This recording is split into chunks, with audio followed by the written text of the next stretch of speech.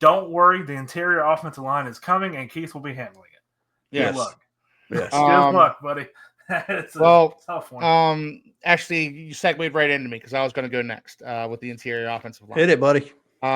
So, look, guys, I'm going to preface everything I'm about to say by saying I do realize that backup quarterback is a need. I do realize that the position groups that Anthony and Taylor are going to go through are most certainly positions of need.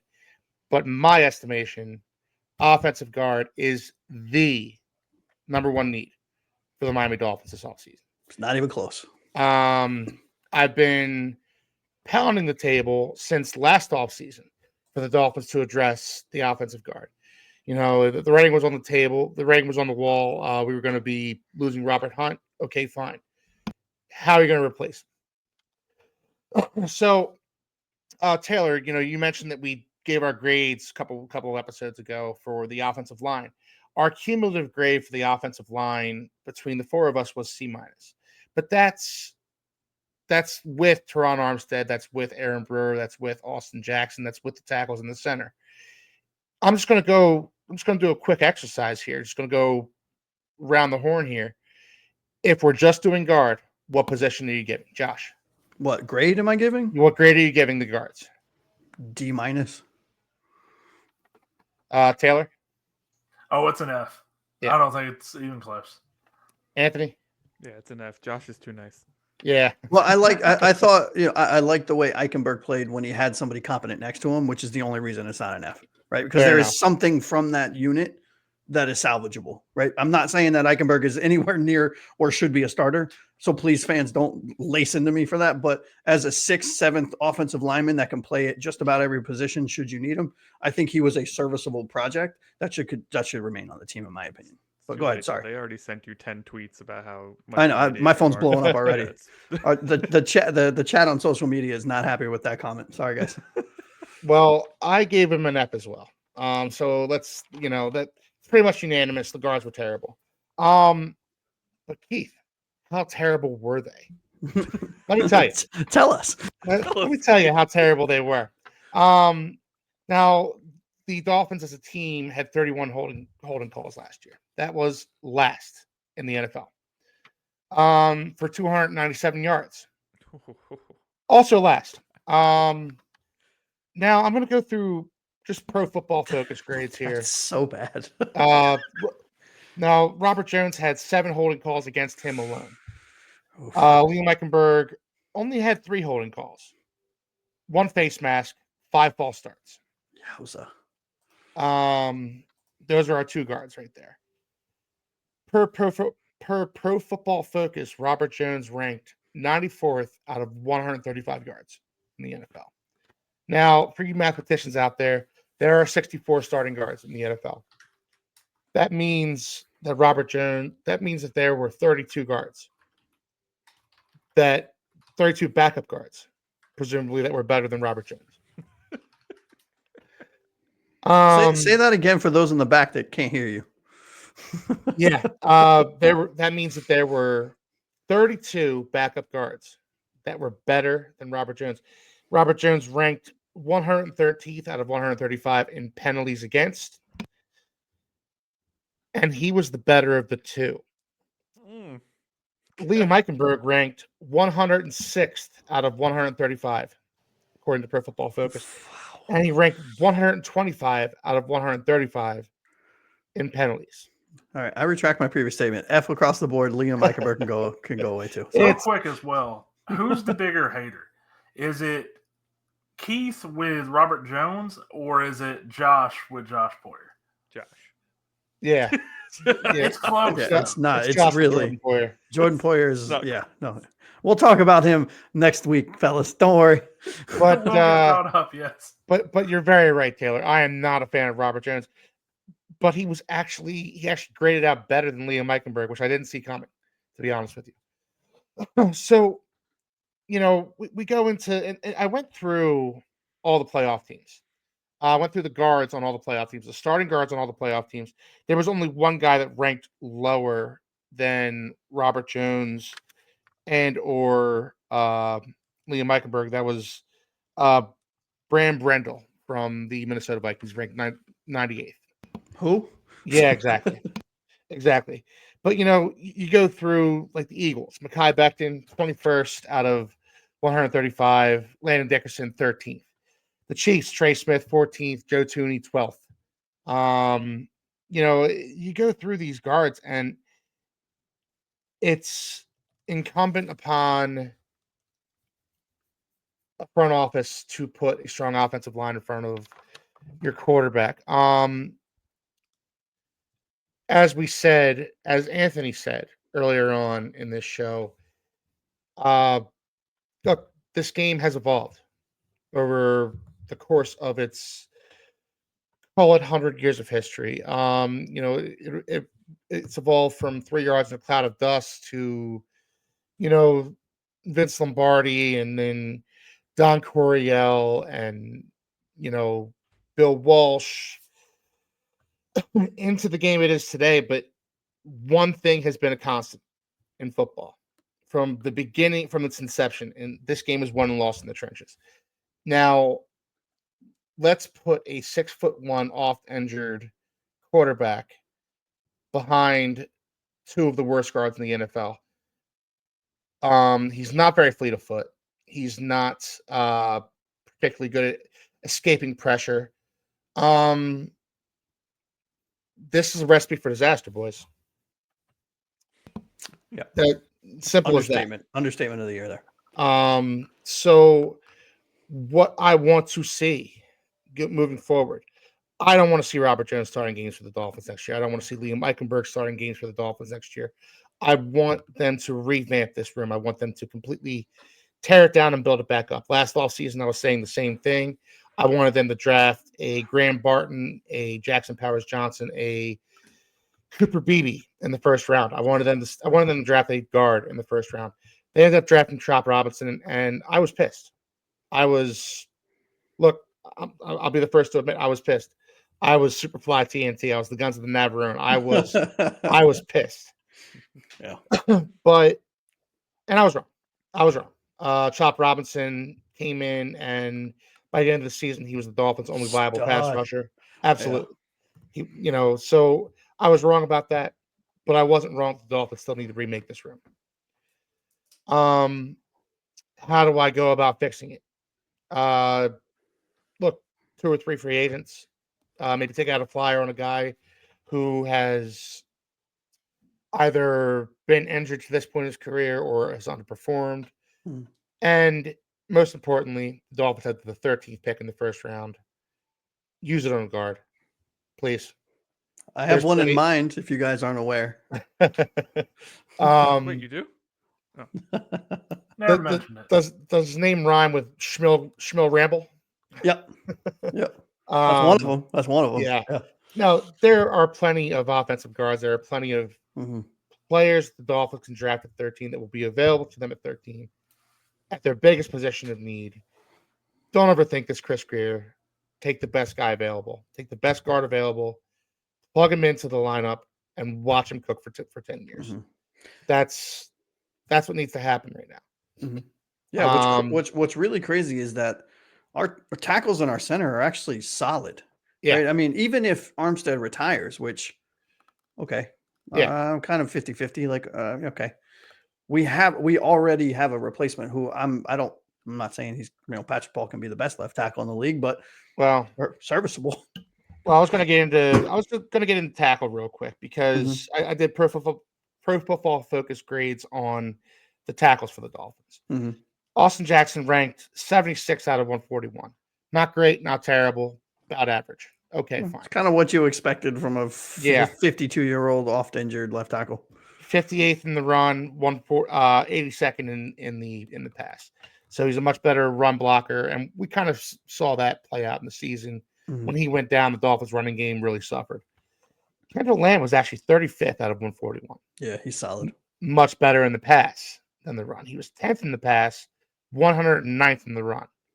So again, once he replaced Austin Jackson, the running game suffered, and the passing game, he did a good job. Teron Armstead. Anybody want to guess what his Pro Football Focus ranking was? Who? Top 5, right? Teron Armstead. Anyone want to guess what his Pro Football Focus ranking was? Top 15. Top 5. Taylor's right. Top 5. He was number 3 in the NFL. 4th against the run, 8th against the pass. Oh, I thought you were talking about Brewer. Oh, you were talking about Brewer. Your first comment, right? No, I was talking about Teron Armstead. Jackson. He was talking about Jackson. The comment you made about being retired, about going retired. Yeah. Oh, sorry, I got confused. My bad. And Patrick Paul, kind of a rough rookie season. He ranked 127th out of 141, 139th against the run, 93rd against the pass. Hopefully he continues to learn and grow under Teron Armstead. Hopefully Teron Armstead comes back for another season. If Teron Armstead wants to come back for another season, you obviously accept it. Mm-hmm. And Aaron Brewer ranked 9th out of centers in the NFL last year. Oh, I was just looking that up. I was curious. Yeah, he ranked 9th. So our tackles were okay. Our tackles were, they were solid. Our center was solid, much better against the run than he was against the pass, which is why you need to get a couple of guards in here who have iron heads, man. They are brick walls. They aren't going to be pushed back into your 6'1" off injured, not fleet of foot quarterback's lap.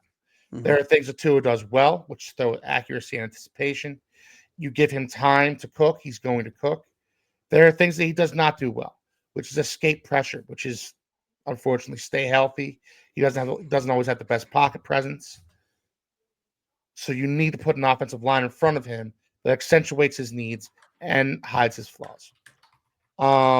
Draft the guard with the number 13th overall pick. Draft the guard later on in the draft, the 4th or 5th round pick, as a sort of a project type of guy. Bring in a couple of guys in free agency, revamp this guard room. I yield my time. Now, when you're fixing the guards, right, with your free agency, would you go top end free agent, or would you get like middle, like two middle of the pack to high-ish? I would get a high end free agent who's probably in his early to mid 30s, a veteran who's maybe not necessarily the long-term answer at the position, but he will be a veteran presence, step in there, do a solid, admirable job, and maybe mentor younger guys underneath of him. So can I ask you a question? And so if I heard you right, and I'm sorry if I didn't, you do 2 or 3 free agents and allocate a 13th overall pick just for the guard spot and a later round pick. Yes. So then I guess my question would be, let's say we draft, and I'm not going to say names because we said we wouldn't. Let's say you draft a guard at 13. I would expect him to start, right? Yeah. Yeah. On one side or the other. Then your first high-priced free agency goes to the other side. Yep. Then you have a high-priced free agent backup. No, not a high-priced free agent backup. Okay. A Jack Driscoll type of player. Okay. A guy who can step in and do an admirable job, a decent backup, a jack of all trades, if you will. That's where I would go with this. Maybe bring back Liam Eichenberg as a backup. You don't want him starting for you as a number, as like your 7th. Yes. All right, 7th offensive lineman. Couple of Pete's takes here, fellas. This is a spicy one. Hello, gentlemen. The 2 moves that will make us great again that needs to happen immediately is to get rid of Tua and Brewer. Fix these 2 positions and watch us win with this roster. Pete, really appreciate you. Yeah, really appreciate you joining the show and for commenting, and please continue. But with as much respect as I can muster, I actually think Tua and Brewer work together. I mean, they have their flaws. They're not perfect players. And unfortunately, unless we decide in the 23rd hour to pull the lever to get off of Tua's contract this offseason, Tua's our quarterback, right? And Brewer does what Brewer does. He's ranked 9th to Keith's point out of all centers. And it's not the biggest positions of need, which is what the show is covering on the offensive side, right? But, if there was an upgrade opportunity at the center position, we could talk about it because Brewer can play guard, right? Yeah. But I don't think there is an upgrade opportunity at the center position, but we should also think about bringing in a bona fide backup center as well. Oh, yeah. Because what would have happened if Brewer would have gotten hurt this year? Yeah, it would have been tits up. It would have been Liam Eichenberg. behind center at center. Well, he couldn't have been because he was playing guard. Yeah, I don't know what they would have done. So that's another thing the Dolphins need to do. They need to improve their depth because you know, they either just injuries happen. Injuries seem to happen to the Dolphins more so than a lot of teams. They could have put Jackson Carman at center. He'd be fine. Oh gosh, I was really hoping his name wasn't going to come up in this show, Anthony. He's good, right? No, How dare you? it was shocking. Keith's favorite Dolphins player. I gave him a jock. I gave him a jock strap during one of the games, and poor guy's catching strays for no reason. Josh is like, you really want to give him a jock strap? Like that doesn't seem fair. It's fair. He was terrible. There's kind of a reason. That dude was a high draft pick. Yeah, he was. He was a second-round pick of the Bengals. To get us kind of back on track with the offensive line thing, though, I want to bring this up as well. Two things up as like an interesting potential thing we could do at the guard position. One is Isaiah Wynn on the table for you guys as a name to potentially bring back in a backup role. I know he did not play much, but in a strictly backup role, maybe Taylor. And like you said, we weren't going to talk about names today. In a strictly backup role, I would consider it. But he did play decently in 2023 before he went down with injury. But he's also a guy who hasn't stayed healthy like at all. He steps on the field. He steps on the field. He's more injury prone than Tua. I mean, let's call a spade here. Mm-hmm. Yeah. The other thing I wanted to mention, though, was Austin Jackson. You brought him up. I think he is a really good tackle. We found a spot for him to play, and it took him a while to get to right tackle. We played him pretty much all over the place. It wasn't working out. But I think at this point in his career, would you three be up, and listeners, you too, if the opportunity arose for us to get a starting tackle instead of a guard, would you guys be more willing to have somebody like Austin Jackson actually move inside to right guard? Or do you guys think that's a non-starter? Anthony, chime in on this. No, we finally got him in a good position. Like we finally got him playing well. It took 5 years or whatever. I don't want to mess with it now. Yeah, absolutely. I'd say the only. Well, maybe I don't want to say this. He can't anyways because he's dying. No, I can't. Maybe that's the sign, right? But I'd say the only caveat would be if that was a decision that was made. Now, it's not one that I would make. It's not one Anthony or Taylor. I don't want to speak for you.